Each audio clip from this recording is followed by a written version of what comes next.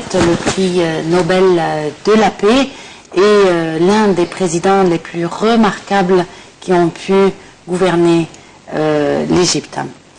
L'Égypte, maintenant, si on revient à notre sujet annoncé au début de l'émission, est le berceau des religions célestes. La mosquée, l'église, la synagogue, les trois symboles des religions célestes, se retrouvent à El Fostat ou à Masr al-Qadima, au complexe des religions ou le complexe religieux qui regroupe la mosquée de Amr ibn al-As, première mosquée construite en Égypte, la plus ancienne église, l'église suspendue, et la synagogue de Ben Azra. Non loin d'elle se trouve le musée copte. La présence de ces trois symboles des religions célestes prouve bien qu'il y a une histoire d'un peuple qui a vécu uni en paix. Pour vous parler de cela, nous avons le plaisir d'avoir avec nous aujourd'hui Dr Ismail Hamad, écrivain et historien. Bonjour. Bonjour. Alors tout d'abord, on voudrait parler du complexe religieux où nous avons une église à côté d'une mosquée, à côté de la synagogue, et qui sont les trois plus anciennes de l'Égypte. Donc comment expliquez-vous cela? Alors bien sûr, on parle d'un endroit très particulier, un endroit unique. Et aussi pour corriger un peu, c'est pas uniquement ici l'église. On parle là-bas de centre copte. C'est un centre copte là-bas. C'est un des centres les plus vieux de Caire. À travers, bien sûr, avant la fondation de Caire, on parle de l'ancienne ville avant la fondation de Caire, parce que le Caire a été fondé en 970 par les Fatimides. Avant le Caire, donc on avait le Qata'a qui était fondé par les Ptolemides. Avant, on avait le Fustat. Et le Fustat aussi, ça a été le quartier de Babylone. Avant la fondation de le Fustat, 20 après l'émigration du prophète, 640 après Jésus-Christ.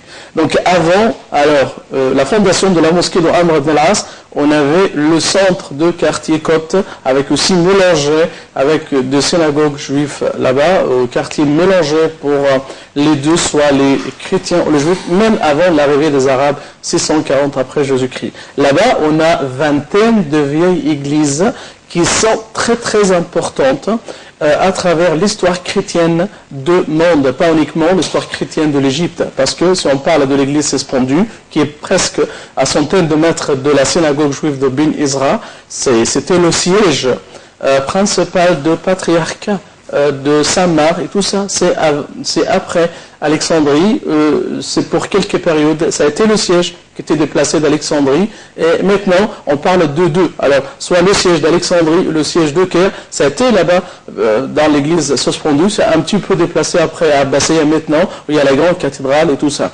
On parle d'un centre très très important, un centre unique là-bas.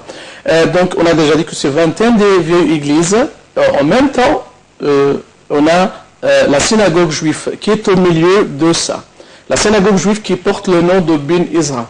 Ben Ezra, bien sûr, c'est un rabbin juif. C'est pas quelqu'un qui était très important à l'histoire. Et le vrai nom de cette synagogue, ça doit être la synagogue de Moïse. Parce que ça rattache beaucoup de traditions de Moïse. Et pendant sa lutte avec la confrontation entre lui avec le pharaon de Moïse, et tout ça pendant le XIIIe siècle avant Jésus-Christ. Mais le rabbin juif, celui qui l'a fondé pendant le 8e siècle, donc il porte son nom jusqu'à maintenant. Et avant la fondation de ça, on avait aussi la tombe de Jérémie. C'est un autre prophète juif qui est très connu aussi dans l'histoire, particulièrement pendant la période de la captivité babylonienne. Donc aussi, ça trouve là-bas. Genèse aussi, c'est des documents très importants qu'on a trouvés là-bas. Donc la synagogue se trouve au milieu de vieilles églises là-bas, particulièrement l'église de la Sainte Famille, au Saint-Serge. Cette église-là qui se trouve exactement à 20 mètres de la synagogue, la crypte de la Sainte Famille. La crypte où Jésus et sa mère Marie, quand ils ont, bien sûr, Joseph le charpentier, donc quand ils vivaient dans cette partie-là pendant la fuite ou le refuge en Égypte, c'était presque à 20 mètres de l'ancienne synagogue juive, se trouve juste là-bas. Centaines de mètres de la synagogue et de cette église, et encore, on parle de 50 mètres exactement, de début du quartier copte, il y a la vieille mosquée au Caire, et la troisième vieille mosquée en islam. Donc c'est la mosquée de Amr ibn al-As. C'est pas uniquement la plus vieille en Égypte, c'est pas la plus vieille en Afrique. Parce que c'est juste après l'arrivée des Arabes en Afrique, donc c'est une des plus vieilles mosquées de l'islam. Donc c'est la mosquée de Amr ibn al-As, 640 après Jésus-Christ. Donc c'est un endroit vraiment comme on appelle comme le complexe ou l'ensemble religieux là-bas. Juste à côté aussi on parle de gros musées coptes là-bas. C'est un musée unique qui parle de la civilisation, de l'histoire et même de la religion copte. On a beaucoup de manuscrits de l'Ancien Testament et aussi pour le Nouveau Testament, on a plein de choses qu'on peut trouver là-bas. Et c'est très remarquable, si vous allez là-bas, pour le musée copte, de voir aussi l'architecture islamique de ce musée. C'est incroyable, c'est comme les vieilles maisons de quartier islamique, avec la Mouchrabia. Vous trouvez la Mouchrabia qui est très connue comme un symbole de l'architecture, des vieilles maisons islamiques et tout ça. Ça existe là-bas pour le musée copte, et même de l'église de la Sainte Famille, de Jésus à la crypte, il y a encore le Mouchrabia. C'est aussi l'architecture islamique, c'est très clair là-bas. Et même les décorations à l'intérieur, les décorations florales, de plantes, des fleurs et tout ça. Dans la synagogue juive aussi, on trouve aussi beaucoup de ressemblances, de décorations, des formes de fenêtres.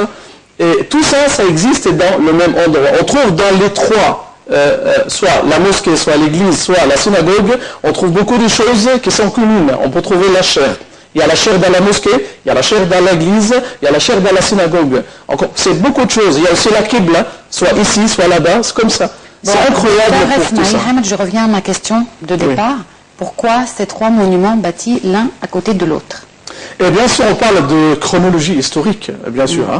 Bien sûr, la plus vieille partie de là-bas, c'est la synagogue de la Sainte Famille, ce qui date du 4e siècle après Jésus-Christ. Après, c'est la fondation de la synagogue juive. Donc, on parle du 8e siècle. La mosquée de Amr ibn al-As, on parle de 7e siècle. Je ne parle pas de chronologie, docteur Esmaïl Hamd. Oui. Je ne parle pas de chronologie. Je parle pourquoi l'emplacement de ces trois monuments, l'un à côté de l'autre. Pourquoi on n'est pas parti? On sait bien que la synagogue a été construite au départ. Pourquoi l'église à côté? Et pourquoi par la suite la mosquée à côté? Donc, on parle par rapport quoi? Par rapport à une raison chronologique, c'est ce que je dis. Okay? Donc oui, ça c'est. Encore, il y a une cause symbolique, une raison symbolique. C'est le symbole de la tolérance de notre pays. Que l'Égypte, vraiment, c'est, comme vous avez déjà dit pendant l'introduction, c'est bien sûr le berceau de religion céleste. C'est le pays où il y avait la première religion céleste, c'est la religion de Moïse, bien sûr, c'est le judaïsme, comme on dit là. Aussi, le pays où il y avait le premier livre sacré qui a été révélé sur la terre, c'était en Égypte, c'est la Torah. Donc, on parle beaucoup de grands symboles. Le pays qui est mentionné dans tous les livres sacrés, soit dans la Bible, particulièrement dans l'Ancien Testament, le livre juif, donc on parle de à peu près 1000 fois. L'Égypte mentionnée par son nom. Dans le Nouveau Testament, l'Évangile, c'est plusieurs centaines de fois on trouve le nom d'Égypte. Aussi, dans le Coran, c'est le seul pays, pas de ville, qui est mentionné par son nom 5 fois, encore avec cinquantaine de fois, par le nom de ville, de parties, de montagnes, de Nil et tout ça, c'est dans le Coran. Donc on parle d'un pays très spécial, le pays le plus rattaché par l'histoire des prophètes. Et d'après quelques traditions, on a compté le nombre de prophètes qui vivaient en Égypte, comme c'est mentionné par Asyuti, dans le livre Husn al-Muhadara. Il a dit qu'il y avait en Égypte 30 prophètes qui vivaient. On peut trouver les traces et les preuves de tout ça dans tous les livres sacrés. Okay? Ça rattache de l'histoire des Juifs, l'histoire chrétienne et l'histoire aussi musulmane. On peut trouver de tout ça depuis l'époque d'Idriss, c'est le premier prophète qui vivait en Égypte. Après lui, on a Abraham, on a bien sûr Jacob, celui qui a vécu en Égypte jusqu'à sa mort. Il a été enterré pour quelques parties, et puis ils ont déplacé son corps. Après, il y a aussi Joseph, il a aussi vécu, il est devenu le roi d'Égypte. Et l'Égypte a été reniée pour la première fois. Et le seul pays dans l'histoire qui était renié par un roi, c'est un prophète, pardon. C'est le premier prophète qui a renié un pays, c'était l'Égypte. C'était 3 siècles avant David et Salomon et tout ça. Donc on parle d'un pays très spécial. Que voulez-vous dire par un prophète qui a renié un pays? Renié, c'est-à-dire celui qui était chargé, c'est lui qui dirigeait le pays. C'est le pharaon qui reniait. Oui, qui reniait. Oui, c'est un roi, prophète. C'était le premier, et ça a été en Égypte. Donc aussi, c'est un grand symbole et pour nous. Et même, c'est par exemple, c'est le Coran, quand il mentionne l'histoire de Pharaon, il dit quoi dans la sourate Az-Zukhruf, وَنَادَى فِرْعَوْنُ فِي قَوْمِهِ قَالَ يَا قَوْمِ أَلَيْسَ لِي مُلْكُ مِصْرَ وَهَٰذِهِ الْأَنْهَارُ تَجْرِي مِنْ تَحْتِي أَفَلَا تُبْصِرُونَ. C'est un grand symbole pour nous que le pharaon lui-même, c'est lui qui est très fier alors d'être le roi ou d'avoir bien sûr le royaume de l'Égypte sous son contrôle et tout ça. Donc toujours on a beaucoup de spécialités pour la terre d'Égypte. Vraiment c'est la terre de paix, la terre de tolérance. Et bien sûr c'est pas uniquement au Al-Fustat qu'on peut trouver les églises, les mosquées et les synagogues. Non, partout on trouve ça. Et moi ça m'étonne beaucoup quand je marche dans les quartiers de Caire, je trouve une église, juste en face il y a une mosquée. Il y a comme ça, peut-être parce qu'on a moins de synagogues, donc ça c'est très remarquable là-bas dans le vieux quartier là-bas. Mais partout on trouve les églises, les mosquées et tout ça qui sont en face dans le même endroit. Vous avez parlé de décors en commun entre l'église, la mosquée et la synagogue. Oui. Qu'est-ce qu'il y a aussi en commun comme valeur entre les trois religions? Les trois religions, leur principe, on parle de monothéisme. Parce que les trois religions célestes, ou les trois religions divines, qu'on peut dire la divine, c'est la source céleste. C'est-à-dire le monothéisme. C'est la source principale ou le principe principal pour les trois religions. Monothéisme, oui, c'est bien sûr avec un petit peu de différence entre les religions, mais le monothéisme, c'est quelque chose de très très important pour les trois religions. Les trois prophètes de trois religions, ils sont tous presque de même famille. C'est-à-dire la famille d'Abraham. Abraham, il est le grand prophète, il est le père de tous les prophètes. Bien sûr, comme on connaît, Hagar, c'est la maman d'Ismaël. Ismaël, le grand-père de Mahomet. Et Ismaël, c'est le père des Arabes. Et les Arabes s'appellent les Ismaélites. De l'autre côté, c'est Sarah, c'est la maman de Isaac. Isaac, bien sûr, le père de Jacob. Jacob, c'est Israël. Elle est aussi le père de 12 tribus d'Israël, ou les Juifs. C'est comme ça. Ismaël était l'oncle d'Israël. Ismaël, l'oncle d'Israël. Donc, ils sont tous de même famille. C'est la famille d'Abraham. Donc, ils ne sont pas dits frères. Donc, ils sont du cousin. Et en même temps, on parle de le christianisme, c'était l'héritier du judaïsme. Parce que c'est basé par rapport à l'Ancien Testament. Et même, si on parle de la Bible, comme un livre sacré, la Bible comprend deux parties. La partie la plus ancienne, c'est l'Ancien Testament, qui comprend 39 livres. L'autre côté, l'autre partie de la Bible, on parle de Nouveau Testament. C'est les 4 évangiles, avec aussi les 4 petits livres à côté. Donc on parle d'à peu près 27 livres. Tout ça s'appelle la Bible. C'est le livre sacré pour les juifs et pour les chrétiens. Donc c'est aussi comme ça. Oui, on peut dire que le judaïsme ne reconnaît pas l'islam. Le christianisme c'est la même chose, mais c'est pas grave. Mais l'islam reconnaît bien sûr les autres religions. Et bien sûr, c'est un de base de l'islam pour un musulman qui doit reconnaître les autres religions et les prophètes des autres religions. Et est-ce que les autres religions se reconnaissent? Est-ce que le christianisme reconnaît le judaïsme et vice-versa? Oui, le christianisme reconnaît le judaïsme. Mais le judaïsme ne reconnaît pas le christianisme. Parce que si on parle de la Bible, pour les juifs, notre Bible c'est juste l'Ancien Testament, uniquement. Il n'y a pas d'évangile pour eux, donc c'est comme ça. Donc c'est autre chose, c'est à part de notre... Et pourquoi en Égypte on n'a pas autant de symboles religieux relatant du judaïsme, autant que de symboles religieux chrétiens et musulmans? Non, bien sûr, on a beaucoup de traces. Donc au Caire par exemple, si on compte le nombre de synagogues, on a à peu près 16 synagogues au Caire. Oui, mais je ne vous dis pas qu'il n'y en a pas, je vous dis pas autant. Si on compare le nombre de symboles religieux juifs que nous avons, en comparaison avec le christianisme ou l'islam, c'est incomparable. C'est logique. Si on parle de la communauté, parle maintenant de la communauté juive par rapport à la communauté chrétienne, par rapport aux musulmans, bien sûr, il y a une grande différence. Et toujours, les synagogues, les mosquées, les églises représentent le nombre de personnes qui sont croyants de telle religion de l'autre. Donc maintenant on parle de quoi? 3000, c'est le maximum pour le nombre de juifs maintenant. Donc si on parle de ces synagogues juives au Caire par rapport au nombre de juifs qui restent maintenant, donc ça c'est très bien. Et même le Caire, c'est considéré une des villes les plus riches de synagogues juives dans le monde entier. Après les villes israéliennes. Donc dans les autres pays, ça n'existe pas de trouver dans une ville tel nombre de symboles. Mais avant 1948, on parle de beaucoup de juifs. C'est une grande communauté là-bas qui arrive jusqu'à 100 000 juifs qui vivaient. Donc on avait beaucoup de juifs qui étaient bien sûr mélangés dans la société comme des acteurs, comme des écrivains, comme beaucoup de comme ça, un commerçant, c'est comme ça. Donc c'est toujours le nombre des endroits sacrés, ça dépend du nombre de la communauté bien sûr de croyants qui restent jusqu'à maintenant. Et si on parle par exemple pour les synagogues juives, donc la synagogue la plus vieille c'est celle de Ben Ezra qui se trouve à côté des églises. Si on parle aussi de la synagogue officielle actuellement pour la communauté juive, c'est la synagogue de Adli maintenant. Bien sûr c'est dans le centre-ville de Caire qui s'appelle Sha'ar HaShamayim, où c'est la synagogue de Porte du Ciel.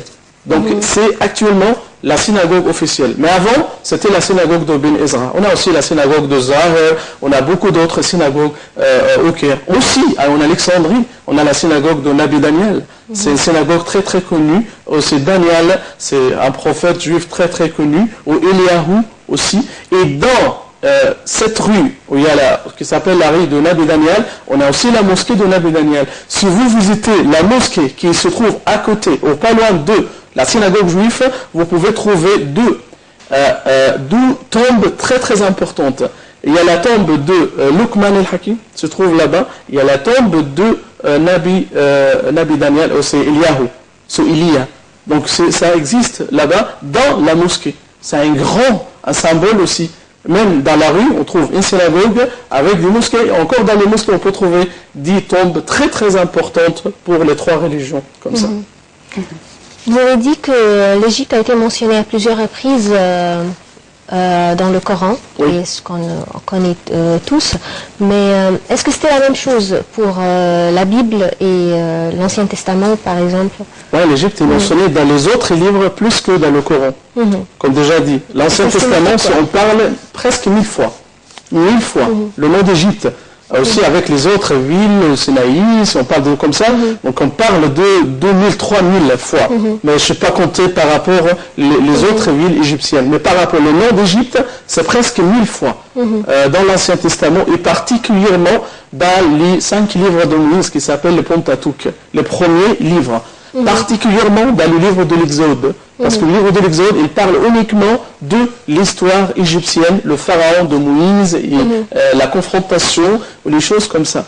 Dans l'Évangile, oui, bien sûr, et particulièrement, la partie la plus importante, c'est au début du premier chapitre du livre de Matthieu, qui parle de l'histoire de l'arrivée de la Sainte Famille en Égypte. Ça, on connaît bien sûr un peu de l'histoire. Après la naissance de Jésus, alors donc il y avait 3 mages, 3 Perses, qui regardaient une étoile et ils ont interprété ça que c'était la naissance d'un enfant qui est très important, qui est très grand. Ils sont venus en Palestine, à Bethléem particulièrement, où il y a la naissance sacrée. Ils ont rencontré aussi Hérode, le roi juif. Ils ont informé Hérode qu'on a vu comme ça que la naissance de cet enfant-là qui sera le roi des Juifs, donc il a ordonné de tuer tous les enfants comme ça. Donc c'est mentionné dans le livre de Matthieu, la visite ou l'arrivée de la Sainte Famille en Égypte à cause de ça. Bon, docteur Ismail Hamid, puisqu'on parle de religion et puisqu'on parle chronologiquement aussi, on voudrait parler de la religion juive pour mieux la connaître et mieux connaître ses grands principes. Oui. Les grands principes, bien sûr, on a quelques principes. Premièrement, le monothéisme. Oui, c'est une religion qui adapte le culte du monothéisme. Il n'y a qu'un seul Dieu, c'est un Dieu unique, il n'y a pas de partenaire, il n'y a pas d'enfant, il n'y a pas d'une femme, il n'y a pas n'importe. C'est juste un seul Dieu unique. Mais le problème dans quelques textes religieux, dans la Talmud, ça montre qu'est-ce qu'on peut dire là, quelques figurations de Dieu. Oui, il n'y a pas d'icône, il n'y a pas de statue de Jéhovah. Parce que si, ils ont leur nom privé pour leur Dieu, qui s'appelle Jéhovah. C'est le Dieu d'Israël, ça s'appelle comme ça. Mais ce n'est pas le Dieu des autres? Oui, pour eux, non. C'est notre Dieu uniquement. Les autres, ils ont leur Dieu, leur figure sacrée, comme ça. Mais Jéhovah, ou Yahou, c'est le Dieu juste pour le peuple d'Israël. Donc ça, c'est le premier principe. Yahoo, il y a un dieu qui s'appelle qui? C'est ça, Yahoo. Yahoo ou Yahoo, bien sûr, c'est un site juif, si on reconnaît là, parce que c'est le nom. Oui, ça c'est une information parce que personne ne savait, je pense. On parle, c'est Jéhovah, c'est prononcé Yahovah, ok, et Yahoo, ou Yahoo, c'est la même chose, comme ça. Donc c'est ça, le Dieu d'Israël, uniquement. ok. L'autre principe, le peuple israélite, ou le peuple juif, c'est le peuple élu. Il n'y a pas de comparaison avec les autres. Le sang israélite, c'est un sang sacré. Les autres, c'est un sang de Satan. Et même le sperme d'Israël, c'est le sperme sacré. C'est le début là de la personne, de l'humanité. Le sperme des autres, ça arrive de Satan. C'est ça. C'est ce qu'on peut dire le racisme de la religion. Et d'où ils détiennent ces principes? Parce que ça n'existe pas dans le Grand Testament, tout ce que vous venez de dire. Non, ça n'arrive pas avec la loi de Moïse. Bien sûr, Moïse ne parle pas de ça, de cette distinction, de cette discrimination, de cette idée raciste. Ça n'existait pas dans la religion de Moïse. Ça arrive, c'était modifié après. Après, particulièrement après la captivité. Ça veut dire que ça existe dans l'Ancien Testament? Mais c'est après le livre de Moïse. Donc, ces modifications existent dans l'Ancien Testament? Ça arrive, oui. Bien sûr, même les Juifs eux-mêmes, même les philosophes, les théologues juifs, il y a Spinoza. Spinoza, c'est un grand théologue juif qui parlait de la modification de l'Ancien Testament. Oui, d'accord. Il a été modifié. Ils se comparent par rapport à qui? Ils étaient les seuls juifs à l'époque, il n'y avait pas d'autres religions. Donc là, ils se comparent par rapport à qui? À les autres peuples. Quels autres peuples? Les autres peuples, dont on parle des Égyptiens. Ils étaient en Égypte. Ils prétendent qu'on était des esclaves en Égypte. Mais on était mieux plus que les Égyptiens. On est plus supérieurs. C'est nous qui faisions la construction de pyramides. Ça commence beaucoup de choses comme ça. Donc là, ils comparent les nationalités et non les religions. Mais ça commence par la nationalité et puis se rattache avec aussi l'apparition des autres religions célestes de parler d'une discrimination religieuse. Notre religion, c'est mieux plus que les autres religions. Ça commence par cette idée-là.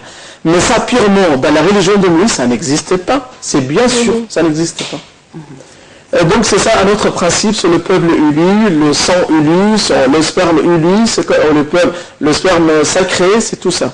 Okay?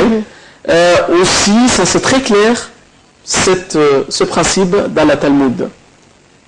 Pas dans l'Ancien Testament. Talmud, c'est un livre raciste qui déteste les autres, qui insulte les autres, insulte clairement, bien sûr, Jésus, Marie, et même les Ismaélites ou les Arabes, et comme ça, il y a d'insultation. Et pour ça, c'est le pape de Vatican, dans le Moyen-Âge, ils ont ordonné plusieurs fois de brûler toutes les copies de Talmud qu'on trouve. Et là, Talmud, ce n'est pas un livre sacré des Juifs.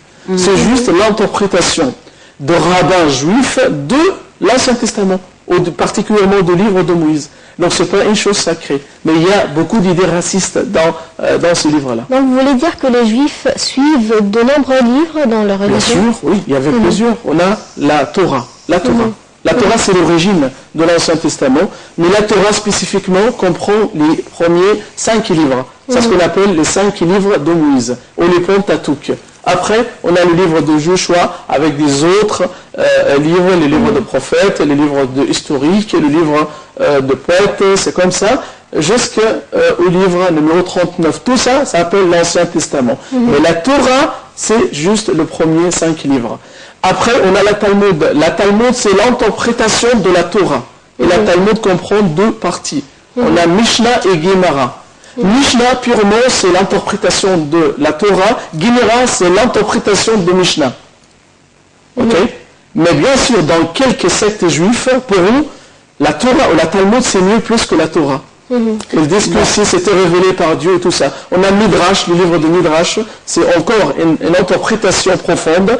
On a aussi Kabbalah, c'est aussi les livres de Sophie ou de derviches juifs comme ça. On a aussi les protocoles sionistes, on a beaucoup. On a aussi les tables de la loi, on a beaucoup de livres sacrés. Oui, pour les protocoles sionistes, on devrait consacrer plusieurs éditions. En tout cas, on a encore beaucoup de questions à vous poser concernant cela, surtout concernant les Israélites et les Juifs, cette distinction qui ont provoqué d'abord beaucoup de tollé, mais en tout cas, le temps consacré à l'émission est terminé. Donc, on poursuivra certainement et on vous remercie d'avoir été parmi nous aujourd'hui. Je remercie aussi ma collègue Inès. Merci. Merci beaucoup, Nermine. Merci aussi, chers téléspectateurs, d'avoir suivi cette émission. Restez sur la TV internationale pour la suite de nos programmes qui vont se terminer à 13h. Sinon, merci d'avoir suivi notre émission. Demain, une nouvelle émission et une nouvelle équipe de Bonjour l'Égypte. Au revoir.